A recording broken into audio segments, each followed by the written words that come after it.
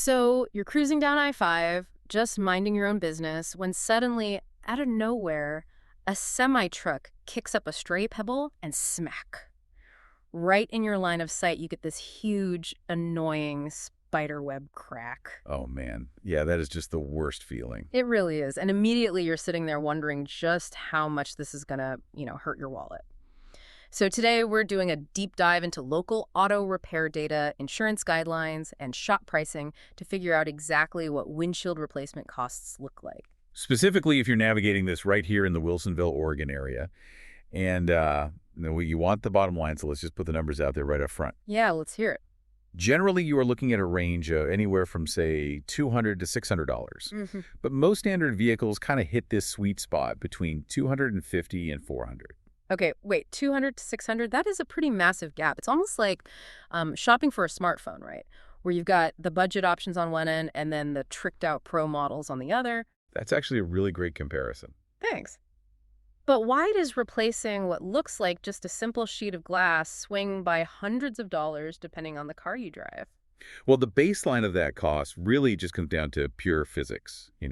Yeah. And manufacturing realities, like Yeah. a compact car, maybe a Civic or a Corolla, uses a relatively modest, mostly flat piece of glass. Which keeps you at the lower end of the range. Exactly. You're looking at maybe $200 to $300 there.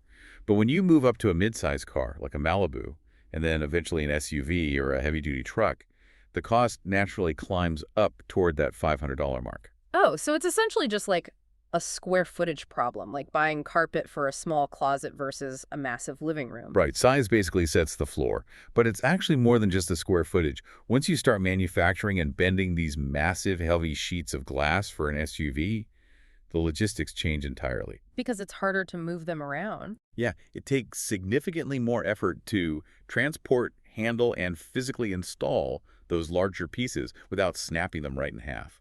Okay, so physical size is the baseline. But what about the tech? I mean, I'm assuming a 20-year-old sedan windshield is radically different than a brand new model packed with, modern lane assist features. Oh, completely.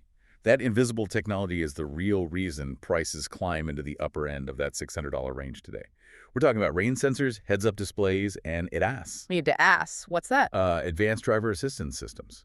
These safety systems rely on cameras and sensors that are usually mounted directly behind your rearview mirror, looking out through the glass.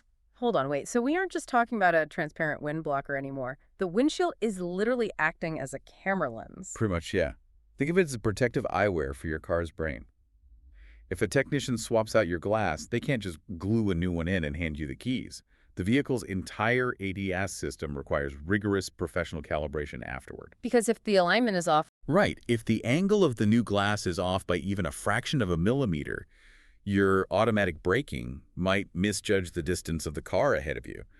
Or, your lane assist could drift you right into oncoming traffic. oh wow, because the car essentially sees the road incorrectly. That is wild. And I imagine that sensitivity directly impacts the kind of glass you're allowed to put back into the frame, right? It dictates everything, yeah. Yeah. You generally have two choices when replacing it. You've got original equipment manufacturer, or OEM glass, and then aftermarket options. Okay, what's the difference? Well, OEM is engineered to the exact specifications of the automaker. Aftermarket glass is made by third parties to fit the same dimensions, but it's often at a lower price point. Look, I have to play devil's advocate here. If an aftermarket piece of glass fits the hole in my car perfectly, why should I care if it has the original manufacturer's logo stamped in the corner? Am I just getting scammed into paying a premium for a brand name? Like buying name brand cereal instead of the store brand? I mean, I get that. But it's less about the logo and entirely about optical clarity and millimeter-precise calibration. OEM guarantees the exact curvature and thickness required by those highly sensitive safety systems we just talked about. So the aftermarket stuff might be, like, slightly warped. Exactly. While some aftermarket glass is excellent, slight manufacturing variances can distort the camera's view.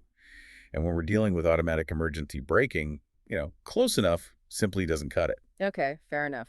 But before anyone panics about a massive $600 bill for a perfectly calibrated piece of OEM glass, we should talk about insurance, because a lot of policies actually cover this, right? Oh, definitely. Sometimes even waiving the deductible entirely. Oh, nice. That's a relief. Yeah, taking advantage of your comprehensive coverage is usually the smartest route. Because the tech makes the replacement so meticulous, you really want a shop that knows how to navigate the insurance side for you. Right. And looking at our local Wilsonville data, shops like Collision Auto Glass and Calibration will actually handle those claims directly. They give upfront quotes and deal with the insurance paperwork so you don't have to. Which is a huge time saver. For sure. You can check them out at collisionautoglass.com or by calling 503-656-3500. So, bringing it all together, what's the big takeaway here? Ultimately, the final bill you see hinges on a complex mix of things. Your vehicle's physical size, the hidden technology embedded in the glass, the strict quality standards for replacement, and of course, how your specific insurance policy absorbs the blow. That makes perfect sense. So, next time you're stuck at a red light, take a second to just look at that glass in front of you. It's no longer just keeping the bugs out of your teeth. It is a highly complex, calibrated eye that your car relies on to understand the world. Yeah, it's pretty incredible when you stop to think about it. It really is. And as vehicles become even smarter, it makes you wonder what happens when our most critical driving technologies rely entirely on a single fragile pane of glass hurtling down the highway at 70 miles an hour.